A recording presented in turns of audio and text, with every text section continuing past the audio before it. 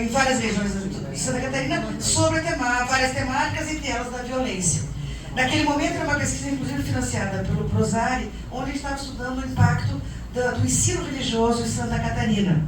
Mas eu não vou entrar aqui em detalhes disso, mas só para dizer que nossa pesquisa foi no oposto do que era a hipótese de que o ensino religioso era um lugar de conservadorismo. O que nós vimos em Santa Catarina, que a Associação de Professores de Ensino Religioso era extremamente progressista e laica. E, portanto, as aulas de ensino religioso eram os espaços onde se ensinava questões de gênero e sexualidade. Então foi muito legal a nossa pesquisa, porque ela trouxe o oposto do que nós imaginávamos no início, a partir da pesquisa. Mas, bom, agora, mais recentemente, nós fizemos então essa última pesquisa. Começamos em 2020 e aplicamos em 2021, né, no pós-Covid, onde a gente constatou um aumento muito grande de casos de violência em escolas, tá?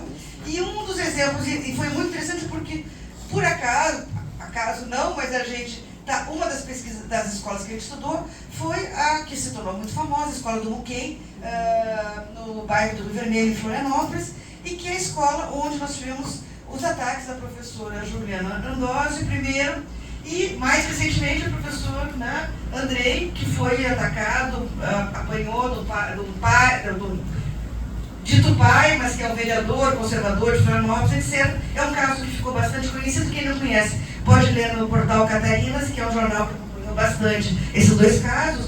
Mas só para dizer que justamente o que a gente viu em loco agora em 2021, algo que não tinha em 2007, que era um ataque coordenado político contra as temáticas de gênero e sexualidade, particularmente em relação às questões trans, e também em Santa Catarina, o movimento, né, de Mátria, etc., são movimentos muito fortes lá em Santa Catarina. Eu só coloquei aqui um pouco, né, que eram as violências que a gente via, mas eu queria só destacar algo que emergiu em 2021, muito forte, pós-Covid, que foi as violências dadas pelo não aprendizado em escolas públicas. Por que a gente percebeu?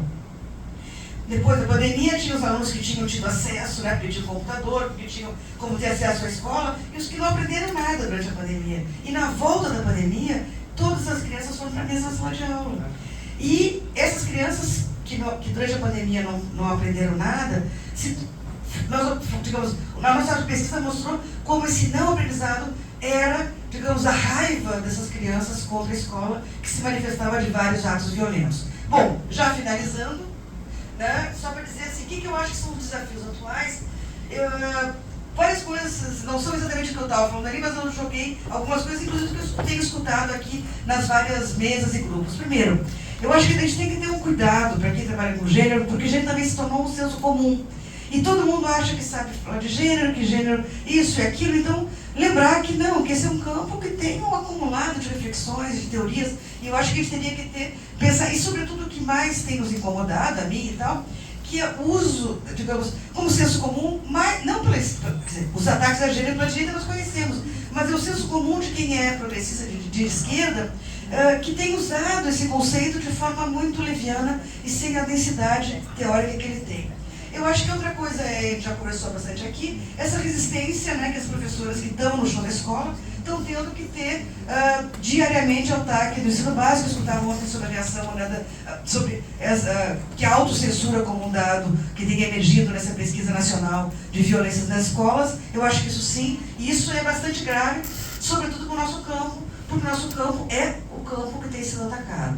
Eu diria aqui que nós temos que ter uma urgência, né, na volta de programas ministeriais de apoio à formação, porque eles não estão operando mesmo nessa volta do governo Lula, e eu acho que isso nós estamos perdendo tempo aí nessa retomada, e isso é algo que não aconteceu. A temática do familismo, né, das famílias também, eu escutei em vários lugares aqui, da interferência das famílias nas escolas. Eu acho que esse é um outro tópico fundamental, quer dizer, como a incorporação disso, quer dizer, da família ter o direito de interferir na escola. Eu acho que isso é uma política pública que nós temos que propor imediatamente uma transformação disso. Eu acho que tem que ter, né, uma legislação sobre qual o lugar, o limite, né, da porta da escola para levar o filho e ponto final.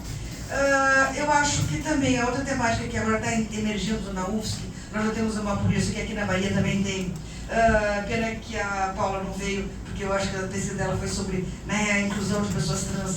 Nós temos agora na UFSC também esse primeiro concurso, que está aberto agora, com cotas para professoras trans, né, e eu acho que essa é uma política que a gente tem que aumentar.